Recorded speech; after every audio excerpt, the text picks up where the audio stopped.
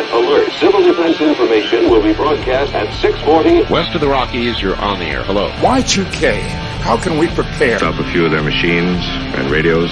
Throw them into darkness for a few hours. We are fighting for our lives. My family must survive. Over 5 years, 1,000 gallons of gas, air filtration, water filtration.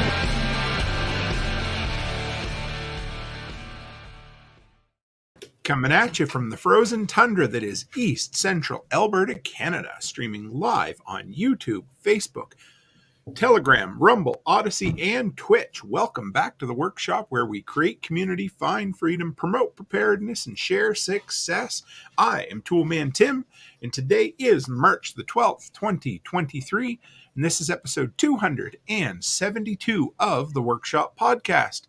In just a minute, I'll bring on my guest of the evening, Evan from Radio Made Easy. It's going to be great. We'll get the announcements out of the way.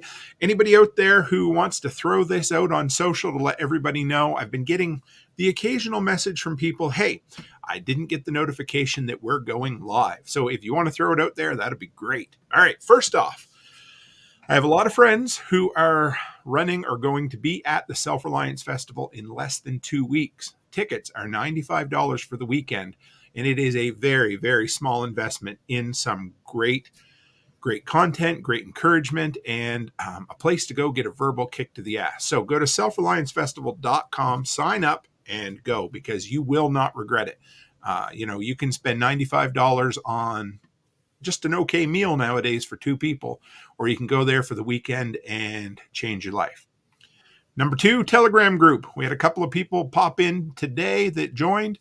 That is the place to go. It's where all the cool kids hang out. It's where us members of the workshop encourage one another and hang out. Grab that link from the description today. Come on by, join us. We'll probably ask you who you are to make sure you're not some sort of Bitcoin scammer or whatever. But beyond that, you'll be welcome. We always appreciate it. And finally, the Patch of the Month Club. I've told you before, but if you are looking for a way to support the work that I do, that the stuff that I share here on the workshop, then the way to do it, the best way, is patchofthemonth.co. You go there, sign up, $10 a month, $100 a year. You get one of those politically incorrect, rather humorous, at least I think they're funny, so I guess everybody has to, patches that they got Velcro on the back so you can stick them on. Well, I've got one on my wallet. I've got one on what my wife calls my man purse, which is really the over-the-shoulder tactical carry bag I got from SOE. But, it is what it is. So you can put it anywhere you want. And so you get a patch worth $10. This month, I threw in an extra special bonus for everybody.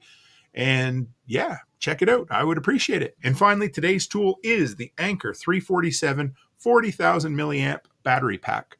Get it on Amazon for $80, and I picked that thing up. You could kill somebody with it. It weighs that much, but it's something you could actually travel with for a week and have power. It weighs about the same as some DeWalt batteries. Well, we'll get that out of the way. I wanted to get through it as quick as we could so we could bring on Brother Evan. So with that, good day, sir. What a glorious beard that is.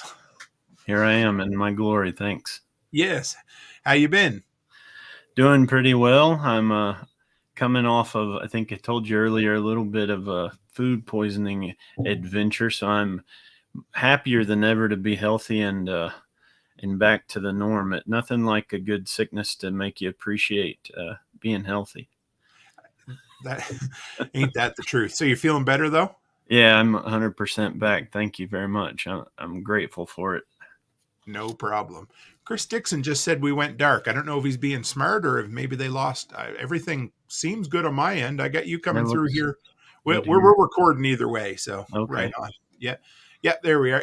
Max's Path said, hey, Evan, hope the family didn't get the sickness. No, it was just me this time, thankfully.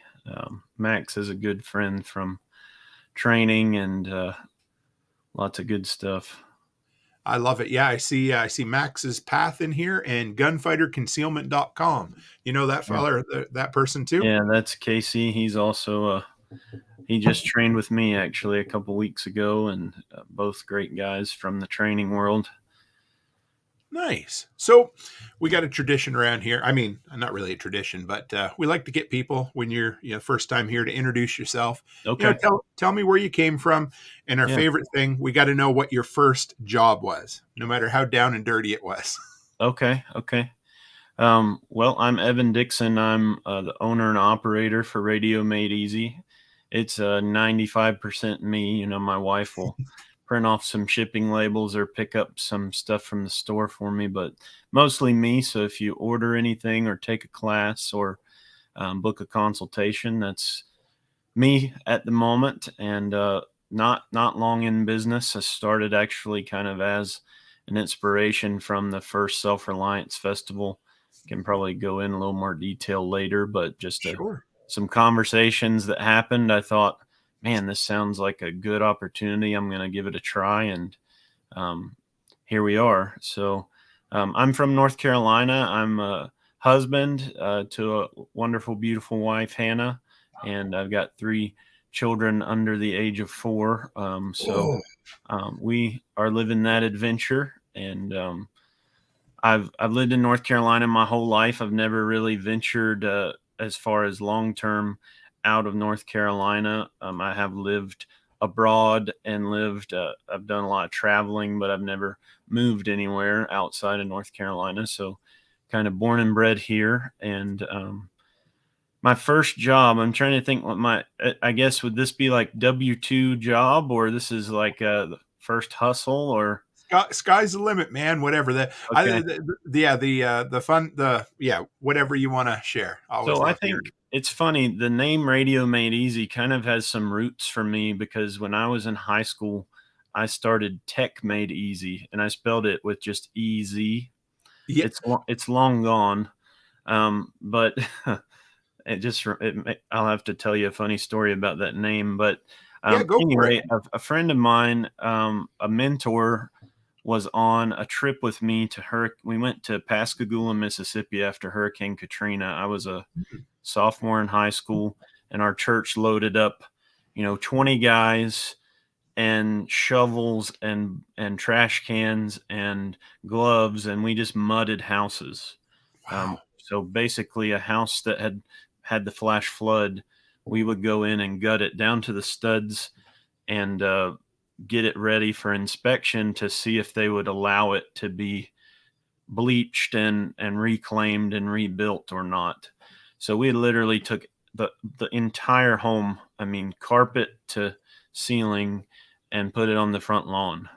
And so hard work, very, brutal heat and humid, and then just nasty, moldy, terrible stuff. But that's what we did. So I went with a bunch of guys from church, and one of the guys was an entrepreneur, just had that spirit about him and mentored me to start my own computer repair service.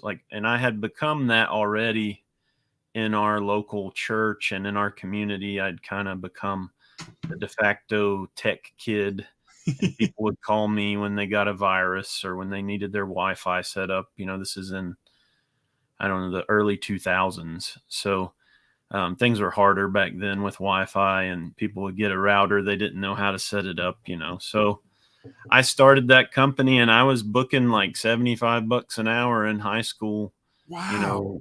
cleaning computers up, basically just reinstalling Windows on old ladies' computers and installing their printers and setting up Wi-Fi routers. But the funny thing about the name is I had a business card, right? That Vistaprint business card way back then that said Evan Dixon, Tech Made Easy. And someone wrote me a check to Tech Made Easy. And I went to the bank to cash that check, and they said,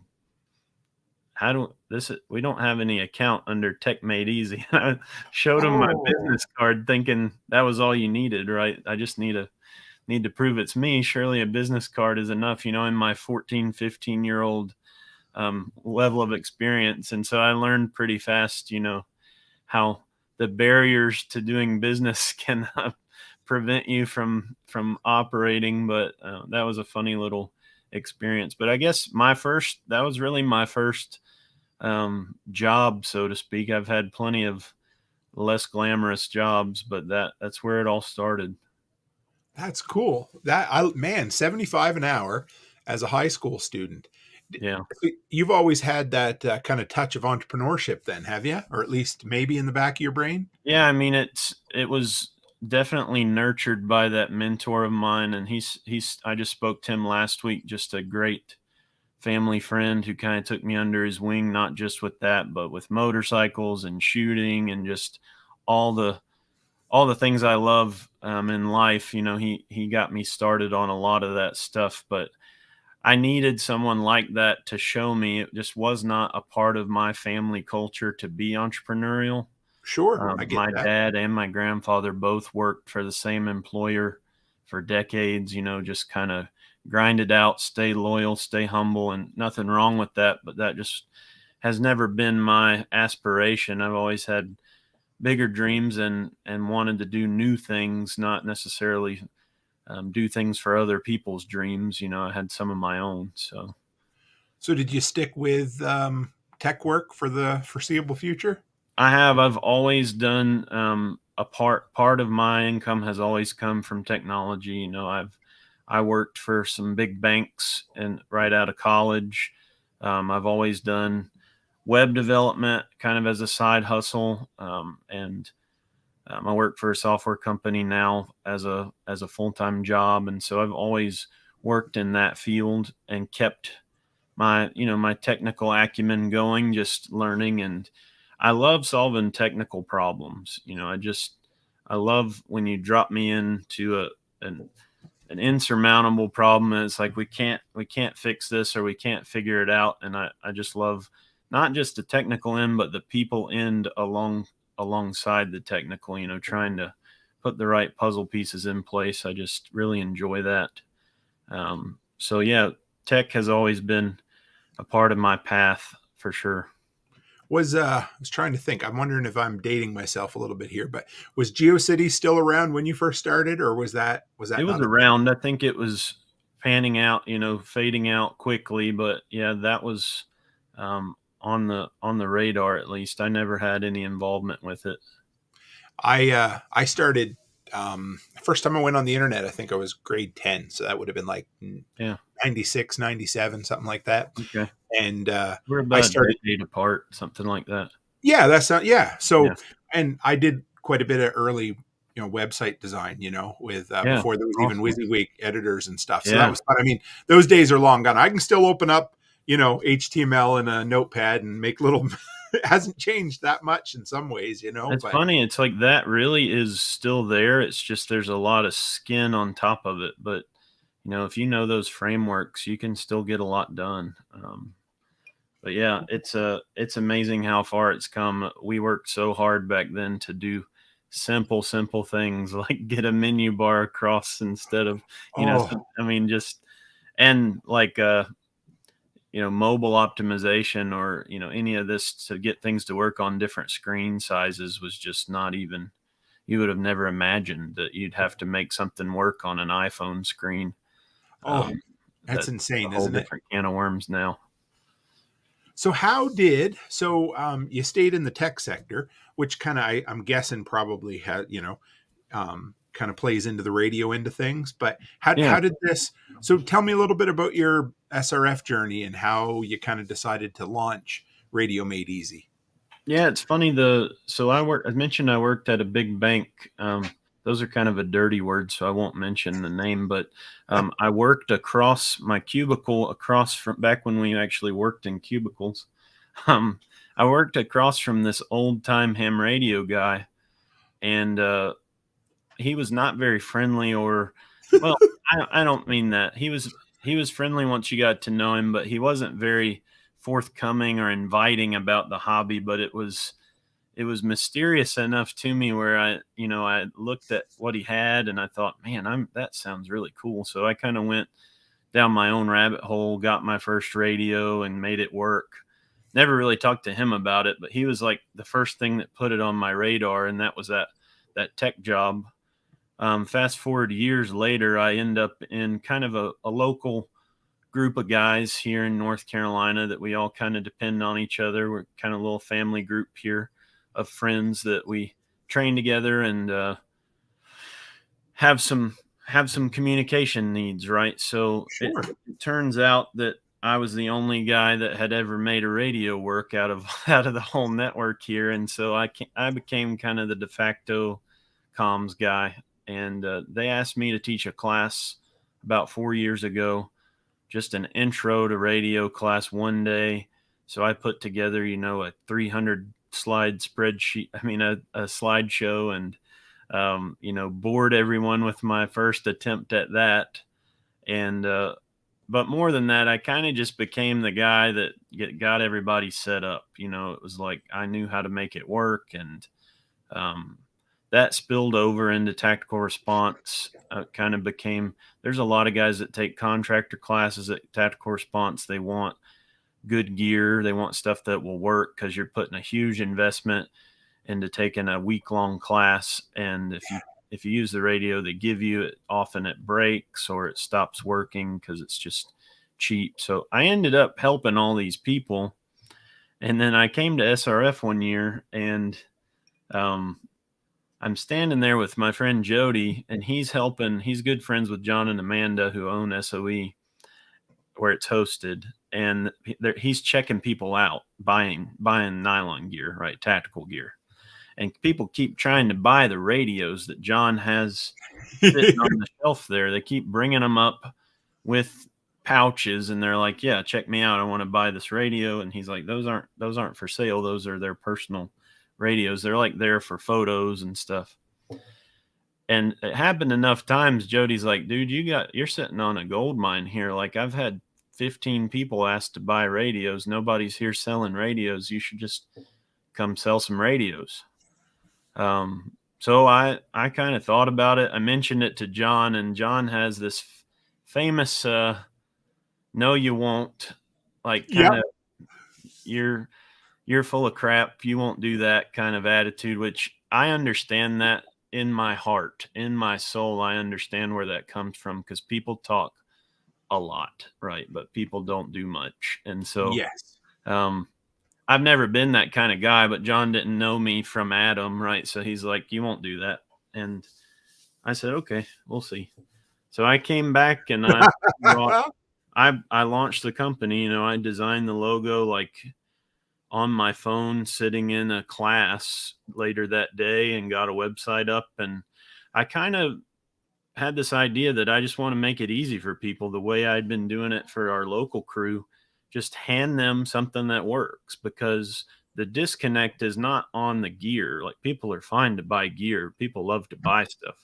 The disconnect is making it work and learning how to make it operate, effectively, and how to use it. And usually it's the programming. They just get overwhelmed with getting the radio programmed. They don't know how to do it, and they try it and they fail, and then they throw it back in the box. If they even get that far, it never gets back out of the box again. So I took a little bit of risk. I bought like 100 radios, I think, and brought them to SRF, and I sold every one of them. And are you serious? Yeah. And I actually pre-sold so many that I had to restock before the first one. Holy and cow. And I met some awesome people that really believed in what I was doing, and made some big orders on some custom radio boxes that I'm building, and just booked me for more classes. And just people really believed in what I'm doing. I owe a lot to them as well, but I owe a ton to John. He puts a business card of mine in every box. After he saw that I actually did what I said, it's like, all right, here comes the support. And I can't attribute it all to my own effort, but it's been a wild ride. It kind of took off incredibly fast compared to other things I've tried to do. It's just every once in a while you catch that wind. So it's been really fun. That's how it all kind of came to be. Mr. Willis is quite something, isn't he? Yeah. I just sent him my second box of 5,000 business cards for the Patch of the Month Club. He puts one of mine in every, and I asked him one day, I said, why, John? And he goes, okay. He said, you know how many people I give a suggestion to? And he said, if I give a suggestion to 100 people, 99 of them don't even hear it, or they just ignore it. He said, but everything I've talked to you about, he said, you've gone out, did it, kicked ass with it, same as you. And I know, like, you say, like, you're not completely, you're not the only one that started this business. People helped you, but when it comes down to it, none of it would be there if you didn't sit your butt in that class, design that logo, get up a website, and do all the hard work, right? Yeah, it's true. And I'm a big believer in you make your own luck, and I don't even like the word luck per se, but then you Yeah, took a here you big go. risk too. How like that must have been a bit too. That probably set you back a bit to go and pre-order 100 radios. Yeah, no kidding. I went with the cheapest radio of all of the whole, basically on the market. You know, the well-known Baofeng UV5R. It's kind of the Sure. ubiquitous, cheap Chinese radio, but it's accessible, and I love that. And what I did was I paired it with all the best stuff, so you're not getting crap Mm. accessories. So it's kind of polishing a turd, let's be honest. But if you've got a low budget, or if you're trying to arm, I mean, not arm, I guess, but if you're trying to equip a family or a team, and they don't have a lot of money to throw around, it works. So I started there. I eventually added, I kind of have a good, better, best lineup of each type of radio. So, you know, depending on budget, you can land where you need to land. But I kind of went all out with, you know, some of my savings, and said, all right, let's see if we can make something out of this. I was real grateful that I sold the stuff, because I was going to have to pay rent the next month. So What did your missus say when you told her you wanted to buy 100 radios? she was supportive. She believes in me more than I believe in myself. She's one of those diamonds, you know, in life that I'm lucky to have found. She didn't question it one bit, at least not to my knowledge, maybe internally. Sure. But the good thing too, it's funny. It's one of those things that really you can't. I may not have been able to make money on them, but I would have been able to unload them, you know, for what I had invested. But I just didn't see much downside with how many people had asked about radios. And with Self-Reliance Festival, it's just a perfectly curated audience for something like that, where it's people that are probably just starting to get exposed to the mindset shift of being independent. And this is a great, you know, aspect of life that you need to cover independently, that can be overwhelming. And it's like kind of a no-brainer to somebody walking past that table. And I didn't even set up a booth. I bought the $100, you know, 8-foot long table spot. I went super low budget and rolled in there with my radios, and sold as many as I could bring and more. I think I took orders for everything. So it was cool. That's awesome. I love hearing that. I think that's when we met too. You were, I gave you that Harbor Freight coupon, I think. Yeah. Yeah, you did. I was just meant Becky, you know, every Sunday afternoon she'll say, "Who do you got coming on the show tonight?" And I said, "Evan." And she said, I don't think I know Evan. I said, "Well, he saved us $250. She goes, "Oh, that Evan." Yeah, because I told her you sent me the coupon. You probably saved me more than that by me giving it to you instead of trying to spend it myself. Well, that's a good way to look at it. And Yeah. I went in kind of the store with my tail between my legs, because I'm like, you know, almost all their coupons have exceptions, right? But this one didn't. And I went in and one of those, one of those unicorn coupons. oh, it was awesome. It's usually you She's can't like, Predator, and all the good stuff is usually excluded. and the expensive stuff, you know. Yep. Yep. But no, they no problem at all. I give it to them, save me just about $250 on the generator, and they helped me load it up. And I talked to the young kid at the counter, and I give him one of my patches. I don't know how we got talking, but oh, cool. He liked me. He seen it on my wallet or something. And I was like, yeah, here you go, take this one. I've met so many great people, you know, yourself included, from SRF. I think that more than the business is just the network is a really amazing aspect of it. You've done a great job connecting with everyone. I need to do a better job with that too, but I've met, you know, dozens of just rock solid people. And you and I, you know, for those who don't know, we always chat a little beforehand, but so you're from North Carolina. So the first thing I asked is, how far are you from Saluda? Yeah. And you said you're about 3 hours, you said. And because I was at Prepper Camp last year, which is a totally different event, but you've been there before? Yeah, I was telling you, I was a tactical response alumni. I think my first class was in 2016. So I joined they have a alumni Facebook group, and every once in a while people put stuff out there. I saw James Yeager put out, "Hey, I've got 2 free tickets to prepper camp. Whoever wants them, I can't go. I've already prepaid." And nobody answered. So I reluctantly stuck my hand up in the air and said, "I'll take them." And that was like the first of 100 generosities I've had from James Yeager. But he gave me his tickets, and me and a buddy of mine went. And really just I listened to some lectures on solar. One of my favorite YouTubers, Scott Hunt, he's Engineer 775, or Practical Preppers, I think also is what he goes by. Yep. But he does some high-end off-grid solar installations, just like really turnkey stuff for the big guys, right? It's not like homeowner grade. It's really geared toward, full off-grid replacement for your whole home.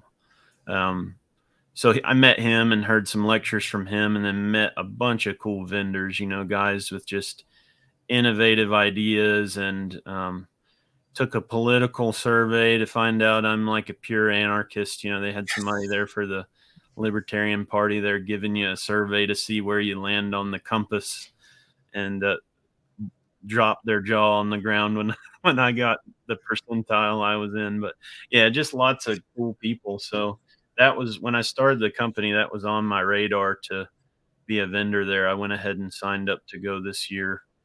It's close enough. I can just jump over there for the weekend, no problem. Some of these events are a lot further out, so it's nice to have some close to home.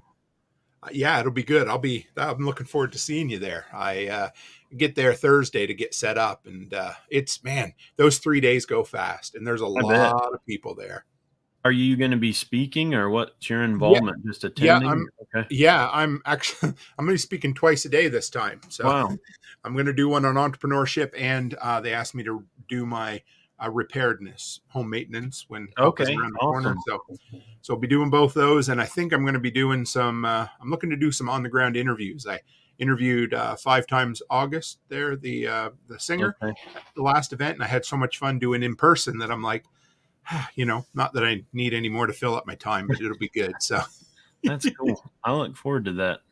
Oh, I can't wait. I love it. I had a lot of fun trying to talk my wife into coming, but she's not much of a camper. So that's okay.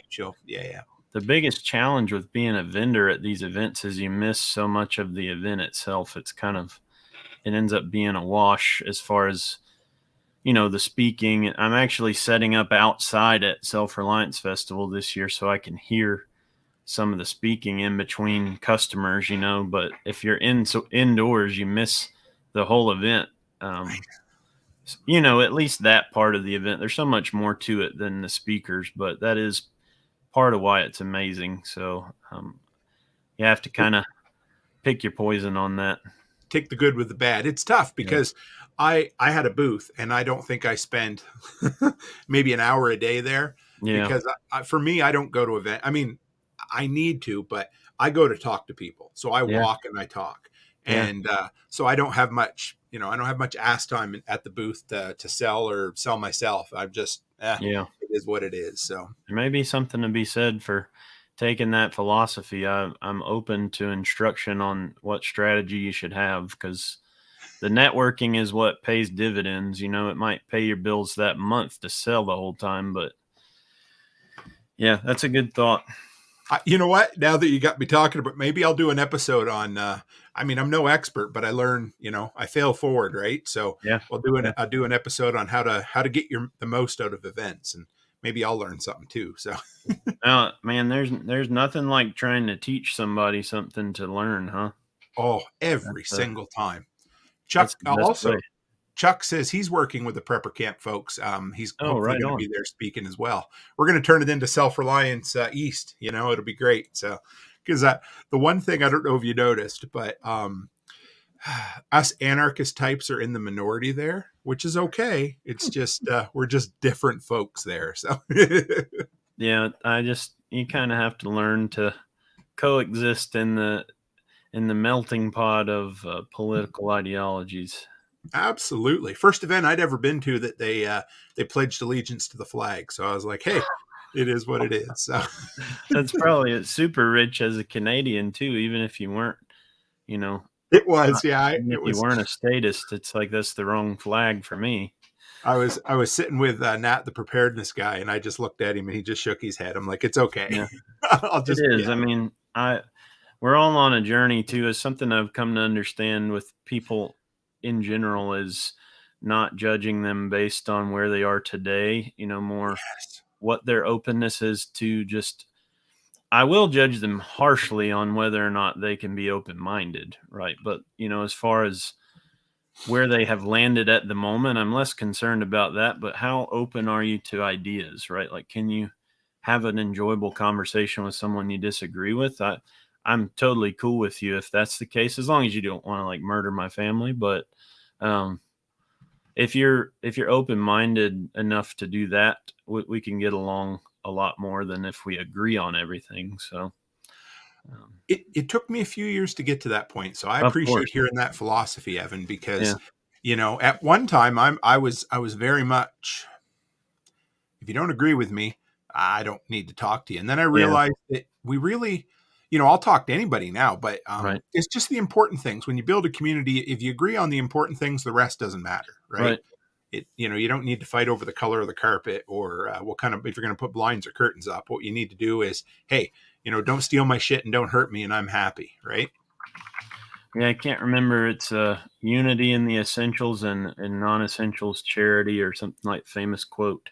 Yes, I I think that's think, a good. yeah. Well, you know what? If somebody out there can find us the political survey, I'll post it here because it doesn't always let everybody post links. But Yeah, so I've run into that a time or two. it's, yeah, You can I've post tried plenty to. of nasty porn links, right? But if it's something useful, you're not allowed to post that. You know what? I'm going to set us up for this because we haven't had a good porn bot in here in a long time. So you know what'll Oh happen? man, We'll get 12 of them now. But yeah, gotta love I it. I think I was maybe my third live stream and we got a couple of them in here. As long So as there's a few emojis in the, that go with it, yeah. it's legit. Well, so okay, you told us how you got into ham radio. The curmudgeon kind of guy next to you that really Yeah, wasn't much of a people person.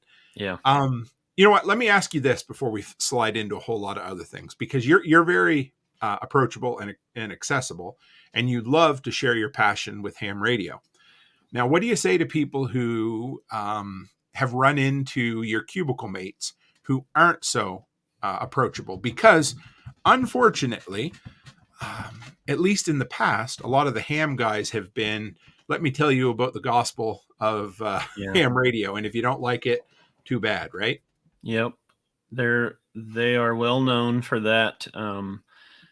Unfortunately, I don't have a good answer for what we do about those folks other than just sort of make them irrelevant. I think Ooh. um, they they won't last a whole lot longer either. Is part of what they have to realize. It's similar in the faith world, which I won't go there, but I'm familiar with that as well. And it's kind of these dying institutions that won't Mm-hmm. adapt and they won't become um, consumable. They won't become attractive. They kind of have gatekeeping and judgment and Yeah. harsh attitude toward outsiders that it won't last anymore. There's no one to backfill. And I think it's one of those situations, which is a real shame to some extent because they do have a wealth of knowledge and experience that we could all benefit from if they would open their hearts to, to the rest of us. But Yeah. I kind of just circumvented that, to be honest. I tried. I went to a few club meetings, which is like, I mean, it's so similar to like trying to go to a Bible study in rural America that it's uncanny, like I how never thought of lifeless it that. is and how just dead it feels. It's like, and it's all about the business and the gossip and the gatekeeping and showing how much and you're not welcoming. You don't even shake anybody's hand. You kind of turn your nose up at the young guy. It's so similar to that. So I went to that to start with, and I quickly realized that my real mentorship was the internet, and Mm-hmm. there's just I've learned everything on the internet because I had to, everything I've wanted to learn, there was never anyone around me to teach me. So it wasn't a big leap. I mean, it's no different than anything I've learned. I'm like, okay, I want to learn radio. Well, I didn't even know about YouTube really yet. It wasn't huge, but forums and, different websites that are dedicated to things is how I learned about most things if I couldn't find a mentor. So that's how I went with it. And I think, there's a new generation of radio guys. I don't even necessarily think it's hams. It's just people that have an affinity for communications and want to solve those problems. Ham kind of has this connotation with the legal amateur use of radio, right? Like it's kind of shorthand for amateur. And Yeah. I'm not interested in ham radio. I'm interested in communications I like that. over radio technology, but I specifically don't call it ham radio because there's a lot more than that. There's license free stuff. There's, the people who don't need no badges, those kind of folks. And then there's business license. There's all sorts of opportunities to kind of circumvent that or not be pigeonholed into that. But I have met some, with that said, I met some great ham focused people at SRF. They're doing a demonstration this year. I cannot remember their names, but they're on the lineup. Amazing people, down to earth, kind hearted, encouraging, welcoming folks. So you can't just paint with a broad brush that they're all that way, but it sure is an uncanny, it's a cliche or it's a stereotype for a reason, right? So I think more than likely that's going to be the case. I've never looked into this, but I wonder if a personality trait, I don't know if that's the proper term, but I wonder if a defining characteristic of a baby boomer is gatekeeping by chance, because that generation that came, I'm technically on the line between Gen X and millennial. I always self-identify as a Gen Xer. And I get that vibe. It is just right there, I grew up, listening to Nirvana and grunge and all that, so, but I just kind of wonder, because whether it's ham radio or, things like the Masons or the Elks Lodge or the Legion, or, they were all about what it takes to get into it and gatekeeping in a sense. So I'm kind of wondering if, hopefully the Gen Xers and the millennials are, because it seems like the younger you get, the more passionate somebody is about their hobby, the more they want to talk about it, as opposed to, they want to, I don't know. And these are broad stroke generalizations, but I think kind of my generation, and especially yours, part of learning is teaching. And you want people, you don't want it to die with you. I mean, the baby boomers aren't having any more kids. So like you said, there's no more, transgenerational infill coming, you've got no more bodies to fill the pew seats. Right. So, well, and there is something to be said for, I think it's a Chesterton idea, right? Or it's, if you're going to tear down a fence, make sure you know why that fence was there. Yeah. And I think there's something to be said for that, right? So I think a locked door that you got to have the code to get in that's legit, right? Like that has its place. What I don't like is when it's applied to everyone and everything, right? Like we have this huge problem to solve. We need to communicate with each other. And, I understand that there's certain levels of that you might need to prove yourself to get access to. But we can kind of open it up, at least at the entry level, to, newcomers. And it's a terrible marketing strategy, not to do that. So I don't know what kept it alive, because it used to be much harder to get licensed. You used to have to learn, it used to be either a code license or without code, you'd have to learn Morse code to be able to get licensed, and that requirement went away. But I think a big part of it with radio, to be honest, is just to keep the riffraff out. Is the mentality is we don't want this to be like CB radio where people are talking trash and hogging, they're breaking the rules. They're using too much power and they're just talking terrible nonsense on the bands. I understand that aspect of it, but the internet has a similar problem, right? And we seem to have solved it with just knowing, spam filters and where not to go and that sort of thing. So you have to innovate around that. You can't just be afraid and use locked doors as the way to keep things clean. Like eventually you'll all just die inside. So I think that's where it's ending up, unfortunately, if they don't innovate. Well, like you said, what I really like about that, about if you're going to tear a fence down, you should ask why the fence was there. Yep. The thing is, previously, a lot of people didn't even ask why the fence was there. They just said the fence has always been there, so we need to respect it. There was no willingness to ask, hey, absolutely. That's a mistake. I'm reading Atlas Shrugged right now. And there are one of the things that I guess you call them the antagonists. Mm-hmm. One of their favorite things to say is, it's always been that way, or so-and-so has always done this, so they'll always do it. Right. Well, you know what? It's okay to question that. And you know what? If that door's keeping poison gas behind the door, then you probably don't want to open that door. Right. But I've got an Atlas Shrugged quote on a poster here hanging above my screen. So that's a life changer. I could read that just on repeat. This is my first reading, and I'm blown away. Man. I'm about 10 hours in. Did you go with the Fountainhead beforehand, or did you jump straight to Atlas Shrugged? Straight. I'll go back. I didn't know that I should, but I'm. I had that advice from a Ayn Rand aficionado, but yeah, they're both necessary. I'm surprised. I knew the content I would enjoy, but I didn't know. You know how they say sometimes the message is good, but the medium is dull. I was worried because, the non-anarchist capitalist type say that the book is just unreadable, and I've been enthralled for 10 hours. I just want to get back to it. It's incredible. I'm sorry to take you away from it tonight.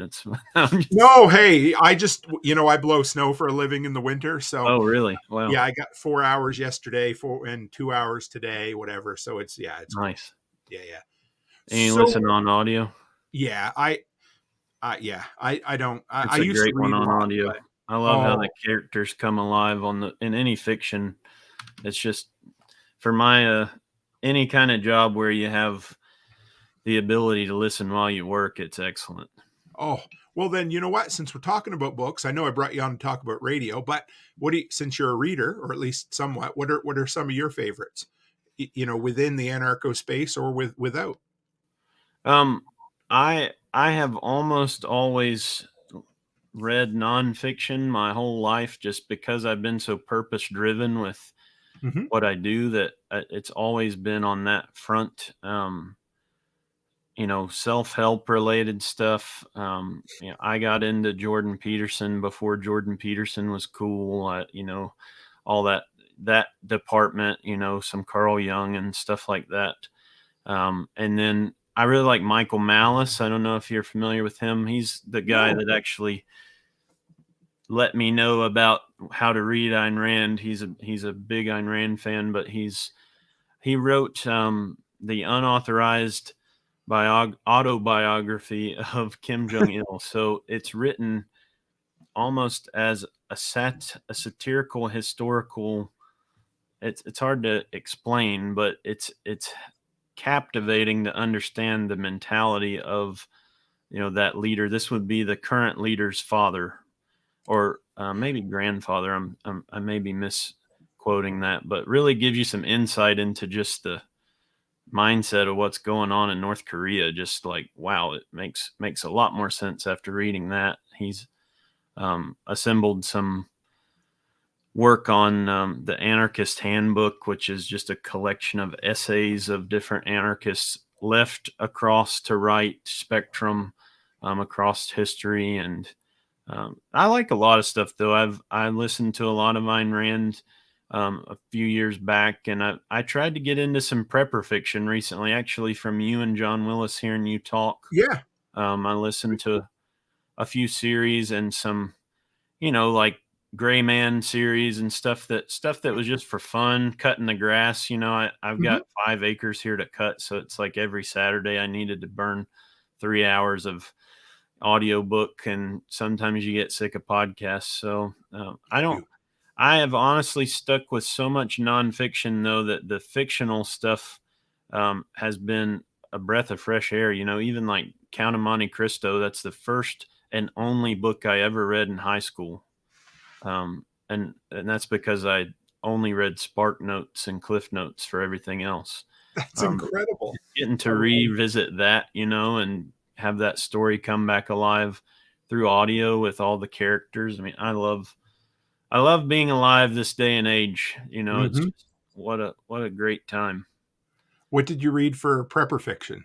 I was just about to pull up my Audible. It's not, I don't have the best recall on that. That's okay. Unfortunately. But it was. Did you work through the Going Home series by chance or no? I don't remember the name of it. Basically, the guy, he was an attorney, and he's 299 days. Yep. Okay. So I think I made it through like 2 or 3 of those. I enjoyed it. It's not bad. Glenn Tate. So I just kind of felt like, okay, I get it. Yep. Let's see what else is out there. But I enjoy all that stuff. I think there's a lot to be learned from what solutions you see people implementing in those fictional scenarios. I think, as long as you don't take it too seriously, I think it can be pretty helpful. There's a lot of, that's my favorite part for sure, is the character studies that the books give you. Yeah. And, I love the what if scenarios, like, okay, well, what would I do here? And it's a good mental exercise if nothing else. Yeah. So, all right. We'll swing back toward ham radio at this point. I got a few questions to ask you from the audience after too. But okay, cool. So I'm not keeping up with that. Sorry, I got all sorts. No, don't worry about it. We're good. I star them and then we go back to them. Okay, awesome. So say, I'm part of a little mutual assistance group or something like that. Yep. And I come to you and, actually, let's back up. Let's do this even more real world for me. So, I live here in town, and so there's me and my wife. My wife works at the daycare a block away. My brother-in-law's 10 miles north and my daughter is 10 miles west. Mm-hmm. So if we wanted a grid down kind of comms scenario, where would you start with us? So I get, this is like the de facto question, right? Is how do I get my community to communicate off grid? So you're in luck. I've answered it a time or two, but really the place to start is you need to do an area study, because 10 miles is very different in different places. And you'd be surprised. You might think you live in a flat place, that it ain't so flat when you look at the actual elevations. Yes. So, there's some online tools I use to study that and to see what you're really working with. The reason for that is UHF VHF radio, which is kind of the band we would play in for the low cost solution, is line of sight dependent. Okay. So think of it as, I've got a flashlight and I need to be able to shine that flashlight on the thing I'm trying to talk to. So if there's an obstruction between me and them, if that's a building or a hill or a mountain, or I'm in a valley and they're in a different valley, the flashlight won't reach, right? So you either need to have repeaters in place. That could be, an option. Then you're not fully independent then if it's someone else's repeater. Mm-hmm. But that's an option. Or you may be able to reach radio to radio between your homes. You may need to add an elevated antenna to make that happen, or maybe not. Maybe you have an ideal situation. More often than not, you're going to need a pretty significant antenna setup and a higher power radio than just a handheld. If it's the ranges you're talking about, 10, 20 miles. Now there's an alternative using HF radio that actually is not line of sight dependent. It's like hanging a lantern in the sky. So it bounces off the ionosphere, and you need an entirely different kind of equipment and antenna, but you have, depending on your deployment, what I recommend for the local or regional comms, you get 200 to 400 miles of coverage, on a given band, depending on how it's performing at that point in time. So that might be your only true off-grid option, right? If there's no way to reach that person line of sight and there's no repeater you can use, or that repeater is down because the grid's down and it doesn't run on solar power, you may have to resort to something like an HF radio. So like many things, it's a complicated answer to a simple question, but the best place to start is an area study, right? It's like sitting down, do a point-to-point evaluation and see, are there any obstructions that we're working around, or are we just clear as a bell? And if you're clear, or if you know, I only need to get an antenna up 20 feet and I'm good to go, that's certainly an excellent solution. And you can run some handhelds and they'll easily reach that far without obstructions. And then it gets more expensive and complicated as you go. So one large antenna enough, or do you need one at both locations? It depends. So think about the geometry, right? If there's a big obstruction between the two of you, you can overcome that with a lot of height on one end, or half that much height on both ends, or, split the difference. And maybe one guy lives in an HOA. He can't have a high antenna. All he's got is his attic versus, the other guy lives on a farm. He can put 100-foot tower up. So that's kind of you got to decide which way to go with it. But there's a lot of ways to skin the cat, so to speak. You can usually solve the problem some way, as long as you're not like in a cave. That starts to get hard. But otherwise, if there's a view of the sky, we can make it work. And HF typically requires some sort of certification, right? Yeah, everything I'm talking about there technically is going to require a license of some kind, unless you're using, some of the license-free radio classifications like MERS. And honestly, I don't know how that applies in the Maple State, but I think there's probably some equivalent there. Typically those, you're still kind of out of bounds because you're technically pushing too much power to use it.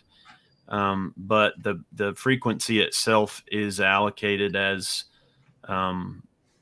license free. So, there's some gray area there. Not really. I mean, if you were to ask one of these guys, there's no gray area, but yes, nobody gives a flip. But there's some other strategies. I mean, GMRS is something that I recommend to everybody getting started, at least here in the States, because it's $35. It licenses you and your family, which family has a huge, broad meaning in the legal sense. It's like basically 2 generations up and 2 generations down, and the full width of your family tree is legally covered. I mean, down to like your cousins, I think. So, wow. You pay your $35 fee. There's no test, and you get access to 22 frequencies. In my area, there's 3 massive coverage GMRS repeaters. I'm talking like 50-mile coverage. Wow.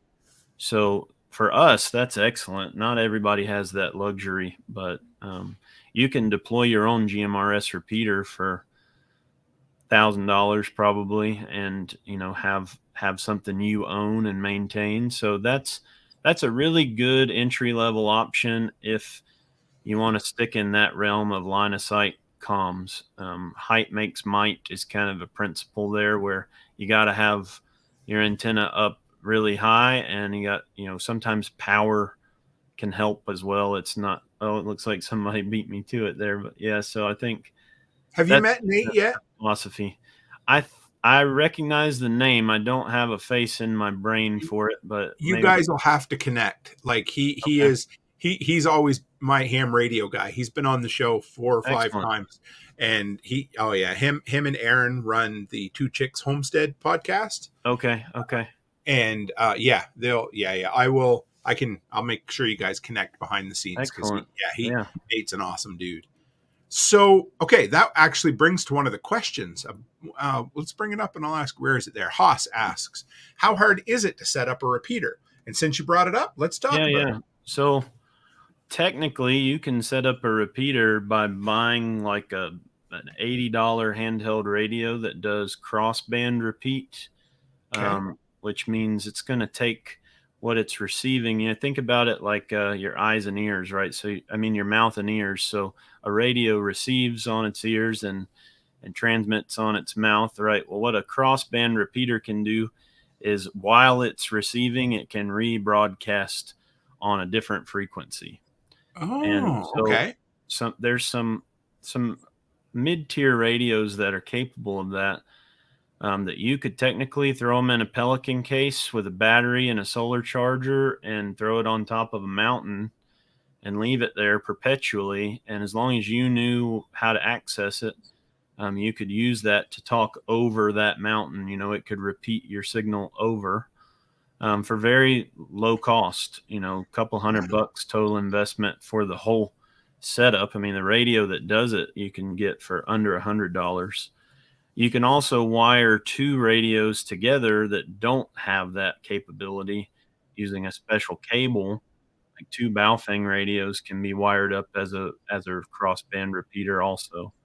Really? Okay. Now those are very rudimentary kind of, entry level repeaters. A real repeater, like a commercial grade amateur radio repeater, is going to be a few $1,000s for the device, and then probably $1,000 or more for coax and antenna to make it worth putting up, right? You need it high.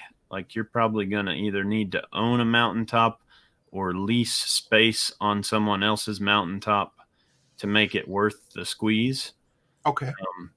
And then there's some space in between. Like there's some mobile radios. One that I carry, the TYT TH9800, is a crossband capable repeater that has 50 watts of power. So it's a little bit more powerful than a handheld.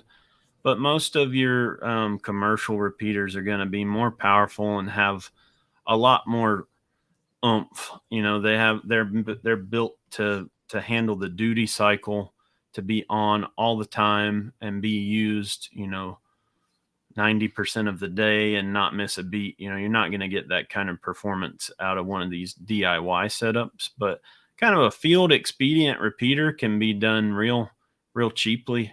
And then one I use in my class is a simplex repeater. So I actually have this little device that plugs into a radio, and it's basically a voicemail. It records what you transmitted into it, and then it immediately plays it back. So if you're within range, you'll hear yourself talking back. Right. So the people other than you will only hear it one time, but you will hear yourself say it, and then you'll hear the repeat of it. And so that's an interesting little doodad. It's kind of a gimmick, but it has its purposes. I like to use it in class for demonstration so people can hear what they sound like on the radio. But yeah, there's lots of cheap options to repeat your signal. So what was that one? Did you say the name of it or no? Or what? Simplex repeater. Okay. How much are those? The device is like $70 or $80, and then you add it to a Baofeng or any radio. So you could set it up with like just a Pelican box or something? Yep. Okay. That's not There's bad. lots of little options like that, and if you don't have a tower, you can literally like pull it up into a tree, right? Like a little Pelican box, you could, it's light and small that you could deploy it that way. So lots of little options there, but none of that stuff is really a long-term strategy, right? That's something that'll get you by in a pinch, but not something you want to depend on for months or years or anything like that. And you said GMRS repeaters are fairly like around $1,000, did you? Or no, they're cheaper than that. There's some purpose-built. Retevis makes one, and Midland make one that they're 10 watts. They're already set up, and you just pick the frequency it lives on, and it's waterproof. Just a turnkey box that is set up as a repeater, and I think they're $400 or $500. So, oh wow! So what's a realistic range if you had nothing? Just kind of relatively flat like we are here. with a GMRS? How far could you, because I see those radios at Costco that say, 80-mile range or 70-mile range, and you can't get a quarter of that. So yeah, I mean, that's the trick, is getting past the obstructions. If you're on a mountaintop and your buddy's on a mountaintop, there's nothing but air between you. I've made a 63-mile contact on GMRS, but I was on top of a mountain. Okay. So, I mean, and then you have nothing but nowhere to go but down from there, right? So, I mean, if you've got if you've got a simple little tower of some sort, 30 or 40 feet in the air, 10, 15, 20 miles, maybe, you're really just going to depend on your terrain. I mean, it's very hard to make an estimate without doing that area study, because like I said, you might be surprised what you're really working with. People get me all the time with consults that think, yeah, man, it's my father-in-law lives up on that mountain and I live down off the mountain. It should be no problem. And there's literally 2 or 3 mountains between them that they weren't aware of. So, you got to consider that kind of stuff. So how does one do an area study? Do you have any certain tools you use, or do you just I've got let me pull up, I've got it bookmarked here, the one that I use for that. If you tell me the name of it, I can bring it up on my screen and we can share it too. Okay, cool. Let's see here. Or you can send me the link. I don't know if you can see the private chat, or there's on the side. It says, okay, throw it in there and then I'll bring it up for the screen. So, but you go ahead and I'm just going to see. If anybody out there, there we go. We got the link. Okay, perfect. So this tool is excellent. Unfortunately, they don't let you use an address, so you have to go look up your lat and longitude coordinates separately if you don't want to drag the pointers around. But basically, you set up radio 1 and radio 2, and then it'll give you an elevation map between those two. Is that it there? Yeah, so if you scroll down on this page, you'll get to a map. Okay. Okay. Yeah. There we go. So you just pick 2 points, and as you move those 2 points, it'll provide you a path study. And I'm giving away some secret sauce here. This is something that I use every day for consultations to help people understand what's going on. But that little graph that pops up there is going to show you, your terrain. So okay. If you let this generate. Okay. Oh, okay. So there you see at the bottom, you can adjust how high your antenna is. So it's starting with 1 meter on each side. Oh. And the line will turn green.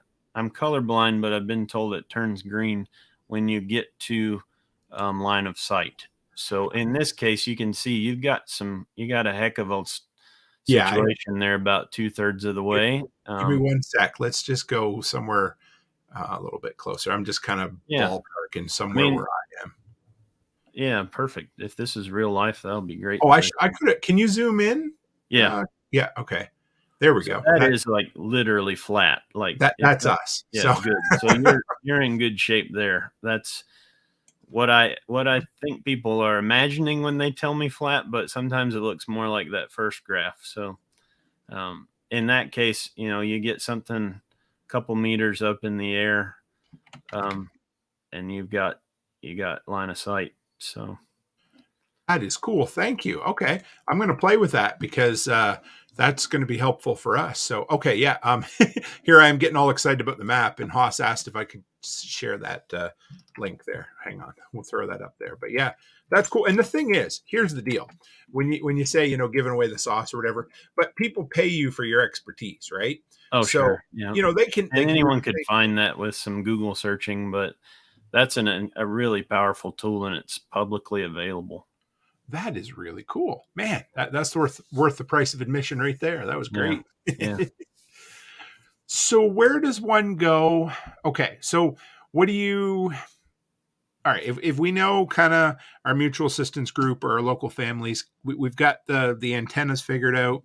We know, okay, I need something up 10 meters or 30 feet or whatever to meet my brother-in-law.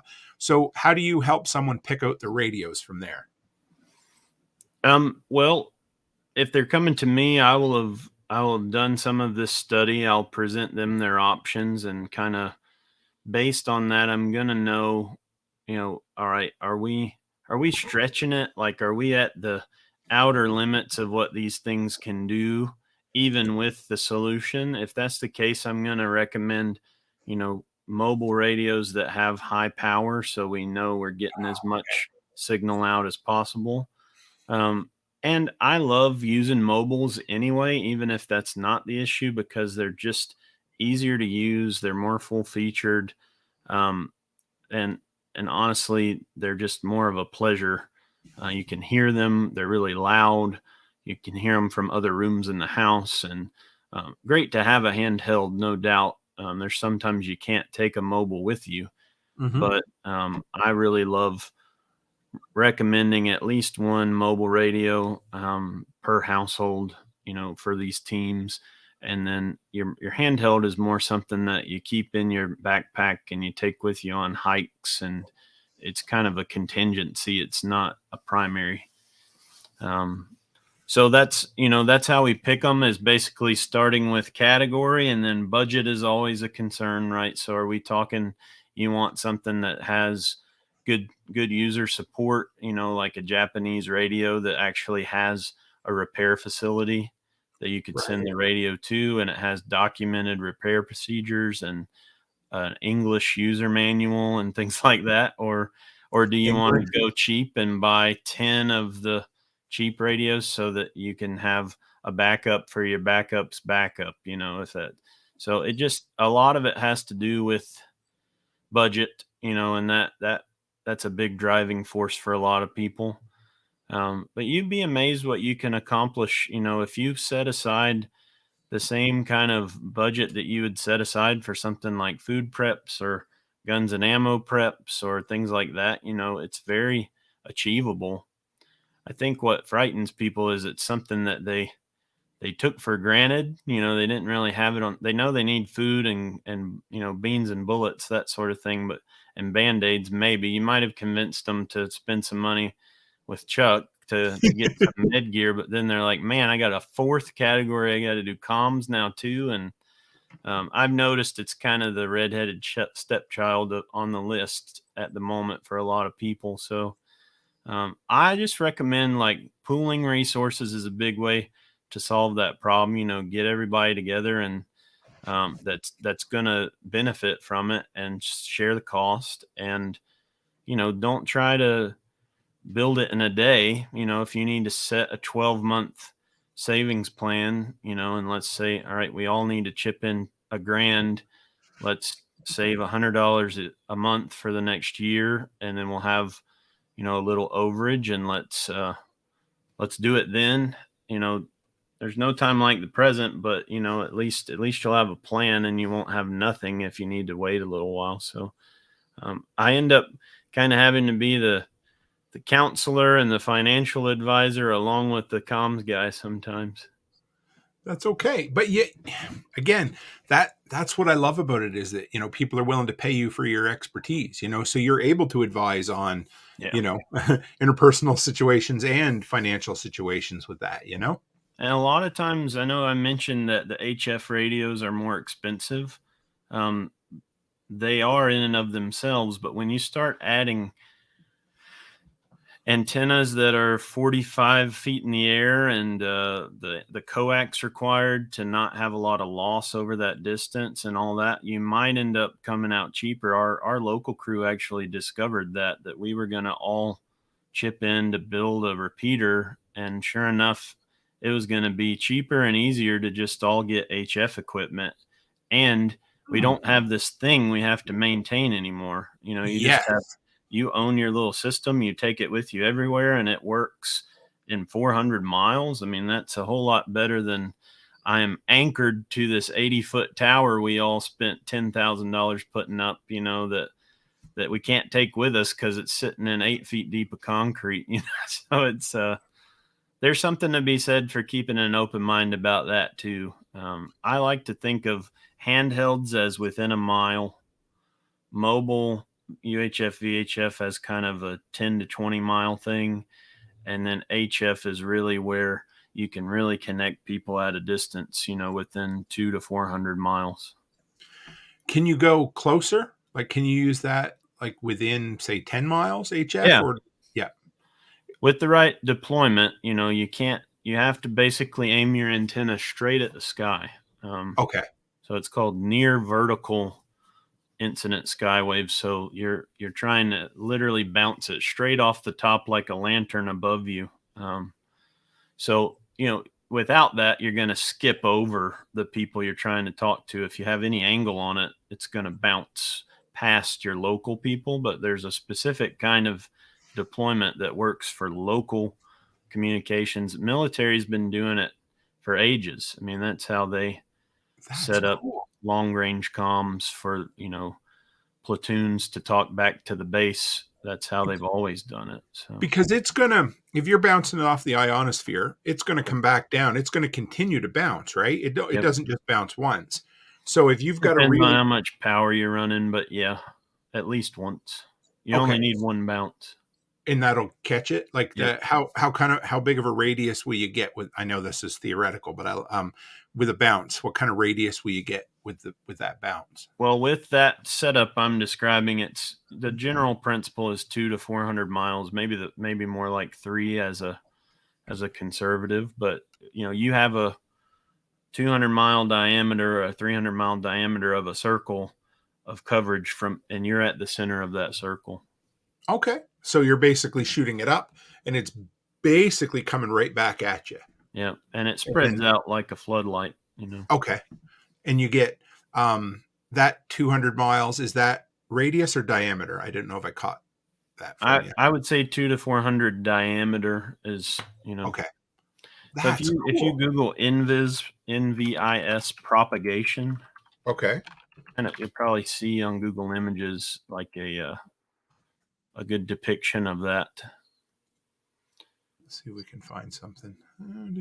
Oh yeah, maybe this is it. Let's see. I don't know. We'll see. We're going to bring something up random here. It's not a, live radio or live. Yeah. Well, it is radio, isn't it? Hang on. Yeah. I'll bring this up and then, sure. Yeah. I don't know. I'm going to bring this up and we'll see what happens. So you can tell me if it looks like the right thing. Lost you. Hang on. Live. There we are. And bring this up again. Yep, there's a special offer. Do you want to subscribe to Wired? Not right now. Go back to Wired. And now it's not working. Hang on. Sorry about that. Let's bring this up and see if we can. There. Is that the right thing or no? Yeah, that's a more technical representation. If you scroll down, maybe is there just a depiction of it bouncing off the atmosphere? That's kind of what I was. I don't see it. But... That's all right. Well, yeah. So basic. I'll just close that and we'll come back to it. So basically, it just goes straight up, comes down, and as it hits or as it's coming down, it just goes straight across. Oh, I got something. I pasted a link there to one that I see, and I think I did misspeak. They're showing it as a radius on this. Okay. No worries. Yeah, I've used it for within 50 miles mainly, so it doesn't really matter. But there we are. I'll bring it up for us. How's that? There. Oh, where are we? Yeah, you got it there. There we go. So you see the second station there, kind of. Right from there. The right is the originating station that's transmitting, and then the radio waves are going up to the ionosphere. It's blasting them at a broad. It's got all these lines coming out of it. Oh, okay. They're bouncing down into those cavities. So there would be no line of sight between these valleys, with UHF, VHF, but with HF invis, you can kind of use that spotlight effect to reach all these other areas. So that's kind of a depiction of it. It's way oversimplified, but you get the idea. Those antennas, they look like old-fashioned TV antennas with all the arms coming off them, or maybe that's just to let you know it's an antenna. You're actually going to have 2 pieces of flat wire, like 20 gauge silicone copper stranded wire. It's super simple dipole or in-fed half wave antenna. And then it's just going to go up and okay, that is really cool. So it bounces off and then it comes down everywhere within that 2 to 3. Well, that one shows 2 to 300 kilometer radius. So about 2 to I 300 picked you one miles. in your units. Freedom units. No, I know. We these are the maple syrup units, so base 10. All of radio is metric. So I've had to get used to it. That is what it is. Yeah. You okay to go through a few questions from the Sure, audience? let's do it. All right. Let's see. I got about 7 here. So okay. And if anybody else has them, throw them out and we'll ask them as we go along. This one was the first one of the night from Haas. He said, I'm not sure if you know this or not, but are people still into pirate radio? I'm not sure where that came from, but do you know? He might be talking about like shortwave radio broadcasting, and you can find like the TV guide of shortwave radio broadcasts. I mean, some of it's not even pirate. There's commercial broadcasts, like I think even Alex Jones is broadcast over shortwave, and you can pick that up thousands of miles away. There's a lot of Christian sermons and stuff like that on shortwave. I think there's some of that going on still. It's probably fading, but it's there. I don't know. Shortwave's pretty neat. I enjoy it for some reason. I have a couple little handheld shortwaves that I can barely get anything during the day here, but I can lay in bed at night and pick up all kinds of stuff. I've picked up AM and shortwave radio stations from way down in the States. It's kind of cool, actually. Yeah. Because we're flat here, but we're also, 1,000 feet or a little better above sea level. So, we're kind of elevated as well. Yeah. And which province are you in? I'm sorry, Tim. I don't think I know. That's okay. Alberta, or as, okay. A lot of my friends call it Northern North Dakota. So, and I love the people of Alberta. I've had great experiences, so that doesn't surprise me at all. It's like the Texas of Canada. You took the words out of my mouth. We are that's not saying much because I always joke. I mean, you guys, you have your pick of 50 individual states that are basically run individually, So if you don't like, if you don't like the rules there, you can go somewhere else. Well, it doesn't really work that way in Canada because we're federal. So, the closest we have is Alberta, which, we're working on it. But I took a van. Me and my wife took a van to Alaska when we were first married, and we went through all of Canada, at least Alberta and over, and spent some time in Grand Prairie and had to get the van worked on, and just had some incredibly generous and down to earth people that made me have an affinity for Albertans. You might have to make it up this way again. Maybe we're putting on an event this summer, but maybe in a couple of years it gets a little bigger. Maybe you'll want to come up and that would be cool. Visit. I would love that. RZ. So you would appreciate RZ. He has a podcast Saturday night. I think it's the Saturday Free Speech Zone. I'm sorry if it's Saturday night. Anyway, but he is one of the most well-spoken, well-read individuals. He knew one of the books you mentioned earlier, but he wants to know about license-free comms. Tell me more.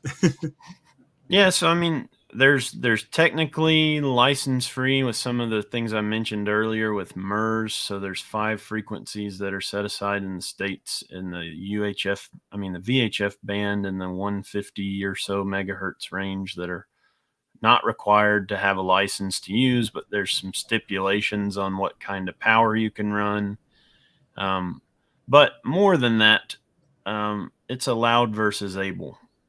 Yes. And I'm not going to really elaborate on that, but I think basically, especially when you're thinking about this from a preparedness context, I mean, when it counts, it doesn't matter. And so, and then there's stipulation in the law here in the States that says if you're operating in defense or in, I don't know the exact language, and this is not legal advice, but basically if you're acting in defense of life or property, these rules go out the window. You do what you got to do. And so with that in mind, that's my philosophy is this is kind of a free speech issue when it comes down to it. You need to be able to communicate with someone when life and limb is at risk, or this is your livelihood, this is your safety, and do what you got to do. The problem is you got to practice beforehand. And if you don't have a license, practicing can be annoying. at worst. I think your other hams are going to be your biggest issue. They're just not going to be welcoming to you. So you have a lot less issue on HF. You need more licensure to use HF technically, but you're not as likely to run into other people because you're not on their infrastructure, right? You're not using their repeater. So that's another aspect of it, that if you and another guy want to have a conversation from your radio to his, nobody's going to be checking your ID compared to, at least not as likely to be checking it as they will if you're using the thing they spent $10,000 to get working, So I think there's a little bit more freedom there implicitly, but I don't want people to be handicapped by the legal aspect if it's life or limb. And so my encouragement is to do what you need to do to be able to practice it. And so if that's either your conscience or a legal fear or even a practical limitation that's holding you back, then just go ahead and do what you need to. But if you're of enough freedom in your mind to say, if I'm able to do it, I'm going to do it, then go for it. I don't think, as long as you're not impeding an emergency service or you're not interrupting other people, I don't philosophically have an issue with it. I think you don't need to be a disruption. You don't need to be annoying. So that's my soapbox on that front. I'm a big fan of security through obscurity. So if you're not bringing attention to yourself, you're probably not going to get in shit. So that's kind of how I bet that conversation we just had would be slightly more candid in person, or say a tactical response for the course. Mm-hmm. Yes, fair enough. And there's also ways to, obscure technically what you're doing through digital modes and things that it's not encryption, but it's not clear text readable or understandable over the air. So, you could send an email sized chunk of information in a few seconds to somebody. And someone would have to intercept that and then decode it. And it'd just be a whole lot of work to even know what it said to begin with. So, stuff like that, there's ways to get it done. But what it comes down to is you got to use this stuff so much that you probably don't want to be, in hiding and so it's easier to just go ahead and get the license. Nate said earlier on, he said, it looks like a bunch of Yaesu boxes behind you. Is that what those are? Yeah, I've got a whole mess of inventory here with, I'm in my dungeon here with all of my stuff, but yeah, I've got my shipping boxes, and that's a bunch of FT891s I've had on order to kit out the customer crew. So nice. Having fun with that. Nate says, do you guys have the GMRS linked repeaters down there? We have a huge system in the Midwest covering 7 to 8 states. We don't have any locally, but there is a project in our area to get that happening, and there's a lot of growth in that part of the radio world right now. So I think they're working on it. But linking repeaters is essentially if one repeater can hear another one, or if they're connected over the internet, you can actually create a larger network with those two. So, they have double or even more than double the coverage. So there's obviously pros and cons to that, but a lot of our repeaters just sit unused. Nobody's talking on them. So it's not a big inconvenience to link it up with something 100 miles away. The only issue there is you get dependent on this stuff. If it's internet linked, whoop-de-doo. Like, how reliable that is. So, but there's pretty cool initiatives happening on that front here. So I woke up at 4:00 this morning and looked at my phone, and it said SOS on it. Never seen that before. I had no cell service. Didn't know. So apparently on the iPhone where let's see. Yeah, I don't know if you can see. It's still there. I'm going to see if I can show this just so anybody. Where your signal is shown? Yeah, anyway. I don't know. Right there. Anyway. So yep, it said. So anyway, our cell tower for our town completely has not worked since 4:00 this morning. Wow. Yeah. So I have Wi-Fi, which is great, but Seems like no I've data. been divinely inspired to be here tonight. Yeah. Well, hey, so it's, we had last summer, I was 4.5 hours away from home, and we had a telecommunications outage that went countrywide. So Rogers, which runs a lot of the big cell phone companies, but more importantly, does a lot of the back end infrastructure for bank machines and whatnot, Yeah, yeah. completely shit the bed, just like Wow. that. So I was away. Now I carry some cash on me. So we were okay for a couple of days if we needed to. But I mean, they didn't lose their minds or anything, but they didn't know what to do. People were Yeah, just absolutely lost. I And believe yeah, it. I it's mean, there's weird. people that haven't driven anywhere without a GPS, Google Maps up on the dash in their entire life now that are, there's people alive that have never done that. So imagine you're stuck at work and you don't know how to get home because you don't know the roads. I know. It's totally in the realm of possibility. I put a lot of thought into that today. Here's the thing. When I left Camden in October this year, Yeah. I was halfway through my first day, and my telecom company shut my data off because they said I went way over, and it was a big fight the whole time. So I'm driving along, the prepper I am, using Google Maps, and I didn't have a backup for it. So I Oh have to no. pull over, and I have to find a way to get a hold of my wife in Canada. There's no such thing as payphones almost anywhere anymore. Yep. So Yep. I'm trying to find somewhere I can steal a Wi-Fi signal to get her to call. And oh my God, it panic. And it was so stupid. I should have just either screenshot my directions. Anyway, a guy Road messaged Atlas me. or Yeah, and so I have one of those now too. yeah. A guy just messaged me and sent me the name of an app that you can pre-download all of your maps for, that'll Yeah. allow you to do it even if you're in airplane mode. So I Yeah. don't know. We'll Yeah. see. It's kind of cool. But Nate says when you were talking about repeaters, their local club repeaters about 10 grand to get replaced if it's um, for a lightning strike. Yeah, that makes sense. That's probably a realistic estimate. Okay, next one is: do you know anybody that could build a repeater for someone? And Yeah, I mean, I think Max is giving me a leading question there, but that's okay, something that I could help someone with if you want to go that route. And I've kind of discouraged it as much as I can in the way I'm describing. I really think HF is the answer for that for a group, unless you just have a lot of money and you don't plan on moving anywhere. Mhm. A repeater is not easily moved, so you can't take it with you. And I mean, you can, but it's not going to be easy. A real repeater is going to be on a radio tower that's cemented into the ground, and it's going to have, a solar system backing it up. It's not going to be very portable.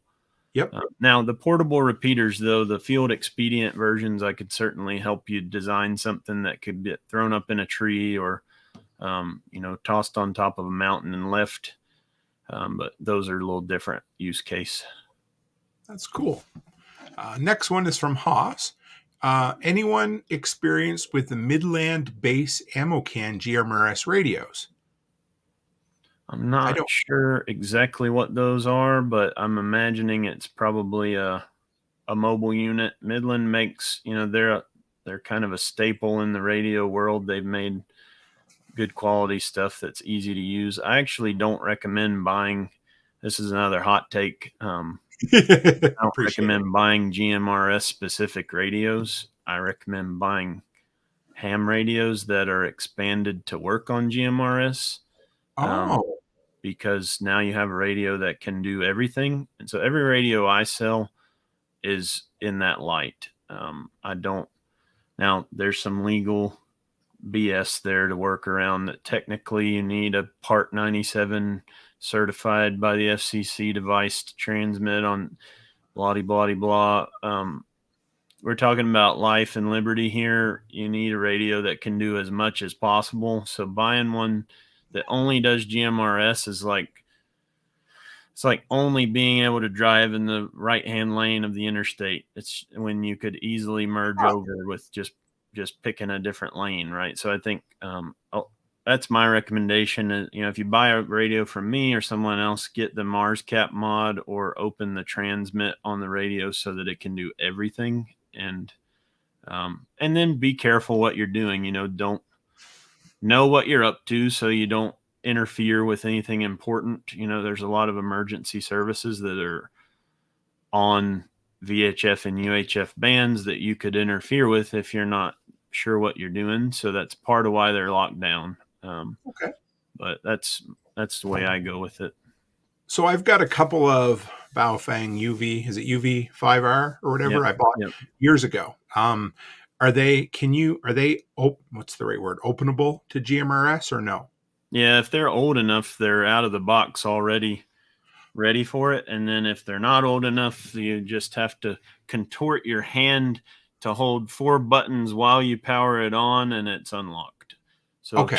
China doesn't really give a crap, which is nice in that regard, that they don't go to the extent of doing a physical limitation on the radio. They do a software limitation. Good, which is all the Japanese radios. I have to desolder a component off of the radio to make it transmit. So I have to open it up and physically modify it. But most of the Chinese radios just require a software mod. And these I know for a fact were bought before the new rules came in. So that's good to know. So would that be a safer way to anyway try to transmit locally without getting into a whole lot of trouble? Like I often thought I'd love to give one to my brother-in-law who isn't technically a licensed ham. Yeah. If we put him on to GMRS. That's certainly a good way to go. Just make sure you have an antenna that's built for that frequency if you're going to depend on that. Because a lot of the ham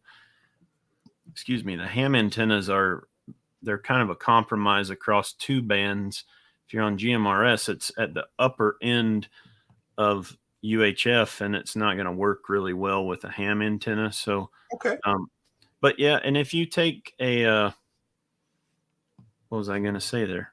Oh, and if you just take a radio to radio contact, really any simplex channel, you're not going to bother anyone as long as you're not using like the national calling frequency or some well-known frequency. It doesn't matter. When you start using repeaters is really when you start getting in trouble with other people. Okay, that's cool. Nate says you can check it with the software Chirp too. Yeah.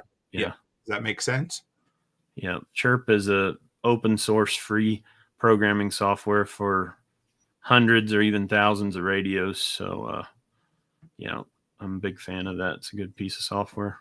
So Haas clarified a bit on the pirate radio. He was saying doing pirate radio for long distance comms. So I'm wondering if that means like a DIY kind of thing or just. I'm not sure. I mean, some people call me a radio pirate. Maybe that's kind of what he means, just more philosophically, a pirate, unlicensed.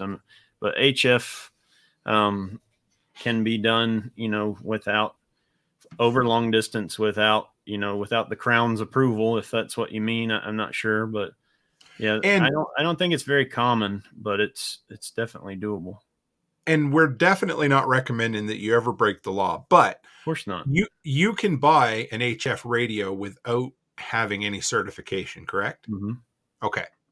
I'm just randomly asking that. Buy it. You can listen all day long on it without a license too. So, you could set it up and never transmit unless an emergency occurs.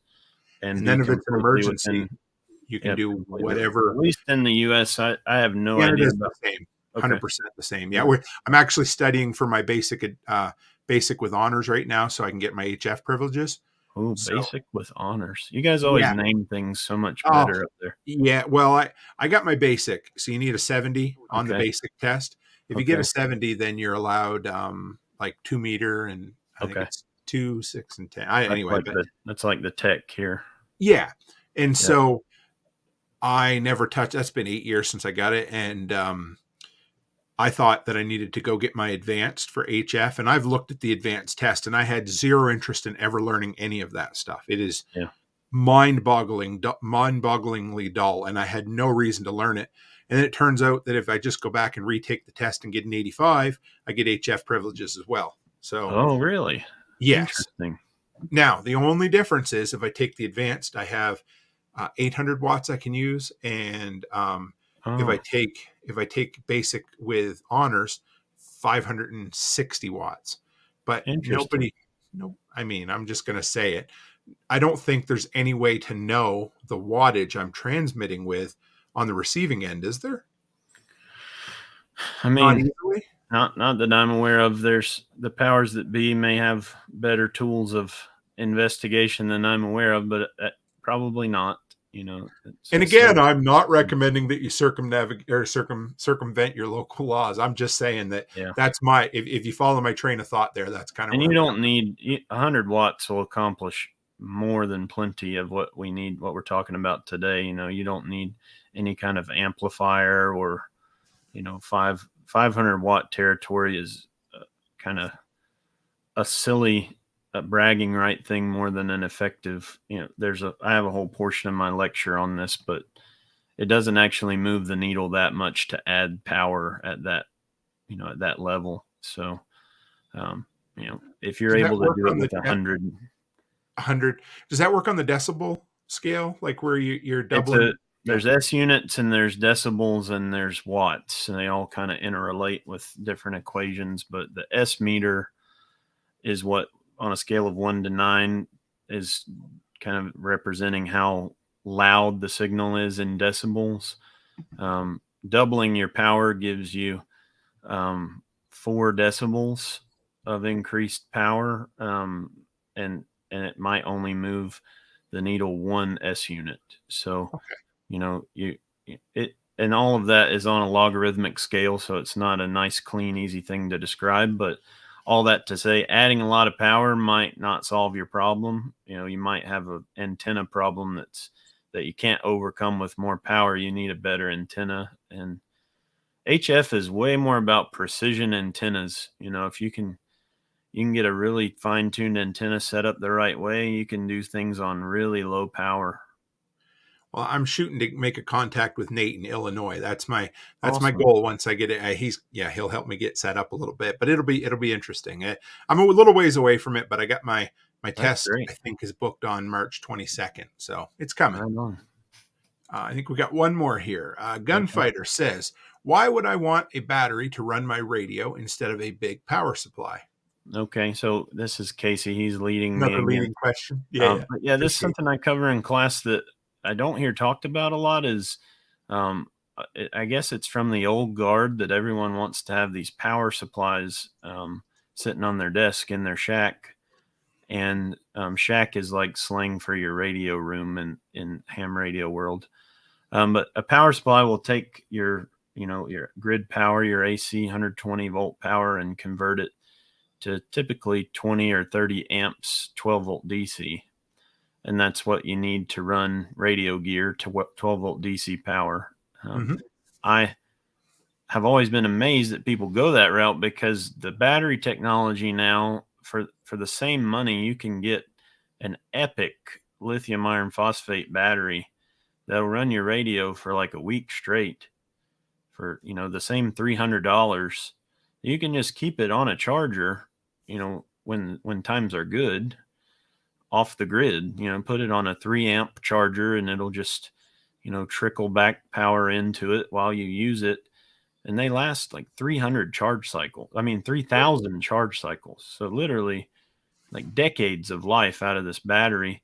And it works when the power's off, which is, pretty important. So that's what I recommend. If you're going to have a radio setup, don't run it off a power supply, run it off a battery. Well, I bought a mobile 2 meter one quite a while ago. So that was my next step up, and I never got a power supply. I just hooked it in. I mean, who doesn't? Maybe not everybody, but a lot of people have a 12 volt battery kicking around, whether you got one in your vehicle or a lawn tractor. I scrapped a lawn tractor last year, saved the battery out of it. I've got 3 or 4 of those size. I mean, they're probably not perfect. Have they been, rode hard and put away wet? Sure. But they work great for that. And I also have a couple of trickle chargers in a drawer out in the garage. And who doesn't have, not everybody, but your average handy person probably has some form of battery charger that will work for that, Yep. So you need nothing to get started. Right. You can keep your old car battery that you replaced that didn't have the cold cranking amps, save yourself that core charge, hold on to it, and run your stuff off of it. Now, that's not going to perform the way I'm describing. Yes. But, for what I'm talking about is for $200 or $300, you can get a 100 amp hour lithium iron phosphate battery that you can take down to zero 3,000 times. That's crazy. And then it only just starts to deteriorate. It doesn't stop working. It just starts to deteriorate. To zero, not to 50, like most batteries. Isn't that insane? So, you're just silly not to go that route. I like the little 20 amp hour or even the smaller ones. Usually your current draw is pretty close to the capacity in amps. So, for some of the 100-watt radios, you're going to have to stick to 12 or so amp hours or bigger, unless you run reduced power. But they make some tiny little batteries that'll run radios no problem. You can get them on Amazon for just dirt cheap. And another thing that's like, what a time to be alive. Carrying around a sealed lead acid battery compared to these things weigh a quarter of what those weigh, and they last literally hundreds of times longer, and not EMP friendly, but otherwise pretty cool. So just going to show it out. I just see somebody else in here. Surf Claude said, definitely going to have to listen to this one a couple of times in the podcast. Lots of things about comms I've been considering. Good to have you, Surf. I appreciate you dropping in too. Chuck wants to know, so for a base radio battery, so for a base radio, battery is the better option? For sure. In my opinion, you can't beat a battery for total value. A battery and a charger of some kind. And the other cool thing is that it has multiple uses too. So Absolutely. I'm a big fan of not just 2 is 1, 1 is none, 3 is a guarantee, but also whatever I buy to have practical multiple uses is a great thing. Something you may like, buck converter on top of a DeWalt or an M18 or a Makita battery. Power tool batteries all day long will run radios.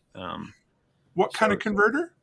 So a buck converter, a voltage transformer that'll take a wide range of voltage and step it down to a pure 13.8. Okay. You can get those for $20-$30 on Amazon.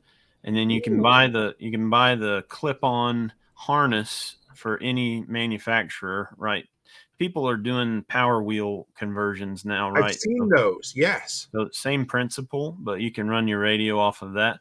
But caution.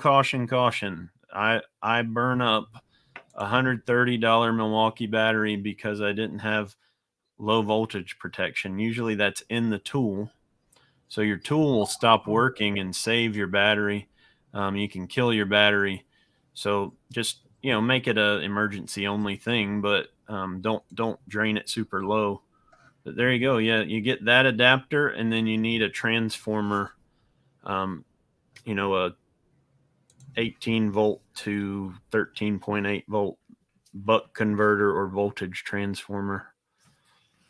Voltage transformer. Let's see if we can find it. I'd like to.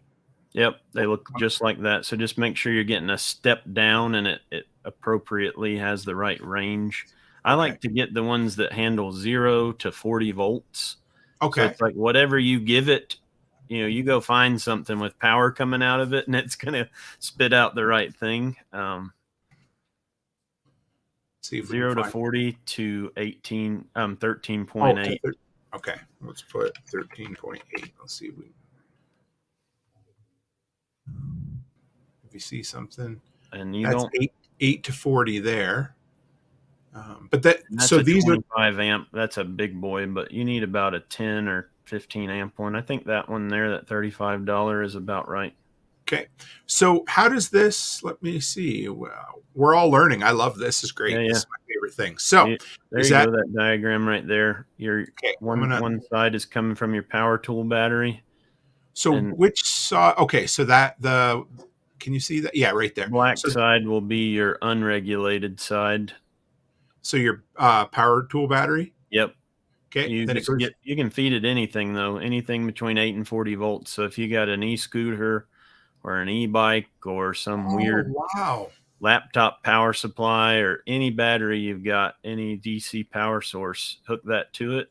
I like to So, use Lego levers on that thing, lever nuts, so that I can quickly connect anything to it without having to solder or crimp.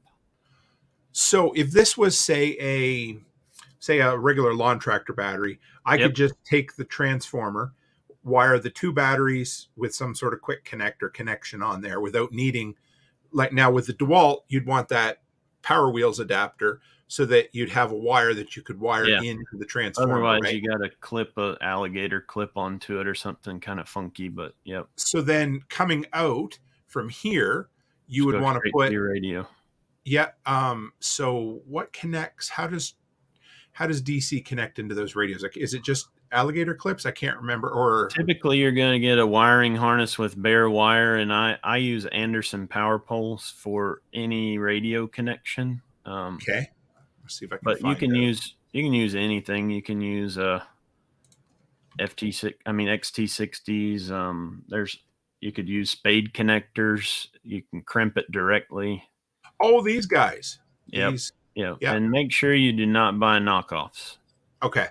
But yeah, I am about to come out with the world's first library of power pole pigtails that I'm going to sell a kit that has every converter known to man for Andersons, so that you can make anything work with your radio. It's going to have over 20 pigtails that you just have a little envelope with everything in it. So what about a fuse? Is there a need for? There was yeah, one. you always want a fused connection on a radio, but typically your harness on the radio is going to be fused. Okay. It's going to come with an inline fuse. Yeah. We got another one here. Chuck says, so what is the best option for a load and go base radio? Something you can build, something Pelican case mounted, ready to go. What would you suggest? In other words, what can you build for me? Yeah. Well, I think a quality Japanese radio with crossband repeat capability is, the best as far as a base radio in that realm, for UHF, VHF. And then I think, and that would be the FTM 300 is what I carry. There's about to be an FTM 500 that's probably going to be even better, but that's the one I like for that purpose, if kind of money's no object. And then for HF, I like the FT 891. I got a whole bunch of them.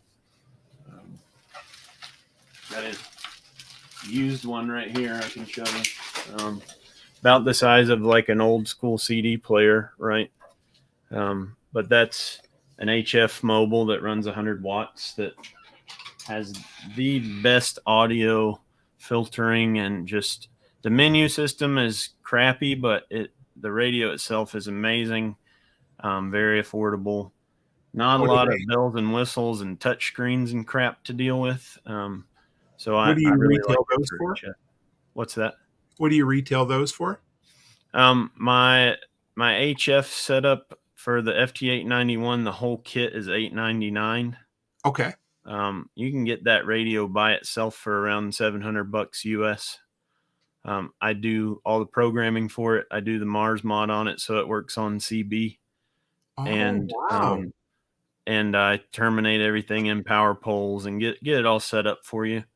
And then same with all my other radios. They come fully programmed, and they come in a kit with everything you need. So, and then I would say my budget option is the TYT equivalent of those Yaesus. So I carry like a good, better, best of each line. You can find all of it on my website. But yeah, that's everything I have. I personally vouch for as a capable rig. I wanted to, we're coming up on 2 hours, believe it or not. We've been flying. This has been a good night. But I wanted to get you to touch on one more thing before we finish up. Okay. So you are offering, what's the name of the course that you're offering? And you're going to be offering it at TAC Response, right, as well? That's right. Yep. So I've got 2 classes now. Actually, one spun off from the first. But my flagship class is the 0 to Hero radio operator course. So as the name implies, you show up, come as you are. You don't need any experience. You don't need any knowledge. Actually, probably better if you're starting from scratch, right? And That's what they say at TAC. we're going to teach you everything you need to know to effectively use radios for short and long range comms. So we're going to go over the theory and the practical implementation. It's about half lecture and half hands-on practical and scenario. Nice. So it's not just sitting and watching a slideshow. I don't have any slides. You get a nice reference grade handbook out of the class. I provide radios to everyone in class. So you'll have handhelds and mobiles and vehicle setups and HF setups and antenna masts and all kinds of cool stuff to play with in class, free of charge, included with the class. It's kind of like the traveling radio roadshow that I put on for that. And I'm offering it all across the East Coast right now. I'm actually trying to get a class. Currently, I've got Tennessee, North Carolina, and Georgia, along with Florida on the schedule, but I'm looking to add a Northeast class, probably Pennsylvania, and a Central Ohio class in the next few months. So really, if you have 6 or more people, it's kind of where I like my sweet spot to be for the scenarios. I'll come to you. So if you're in a day's drive or so from me, from North Carolina, we can talk about it if you're further, but I like to keep it in a day's drive. And you got 6 people, we'll put on a class. And then the tactical radio operator class, if you scroll down, there's only one on the list there.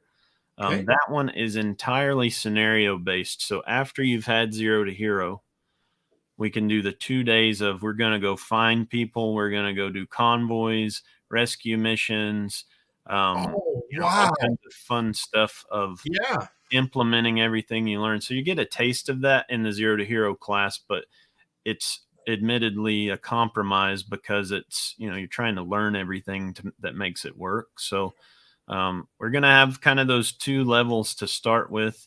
I have my buddy Andrew at Combat Art Training to thank for the inspiration for that second class. He's collaborating with me to set that up. But anybody out there that either wants to come to an existing class or host, shoot me a message or an email, hello@radiomadeeasy.com, and we can talk about it. I'm willing to come to you if there's nothing convenient.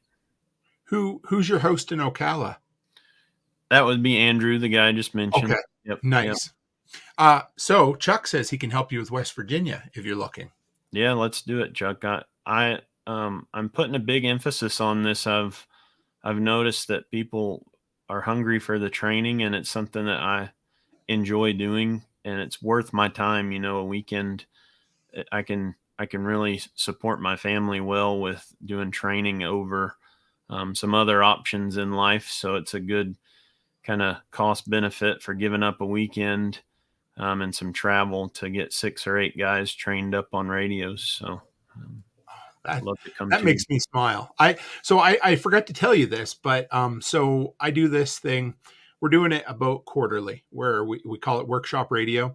Okay. And the first time was 24 hours, and now the last time we did it 4 hours, and I got 15-minute segments from a dozen content creators. And so with John Willis, I message him and I'm like, "Hey John, can I use your content?" And sure. And so I pick I pick something from his videos and turn it into 15 minutes. And the one I used this time was him telling the story about how you got a couple of emails, how somebody said $500 for a course.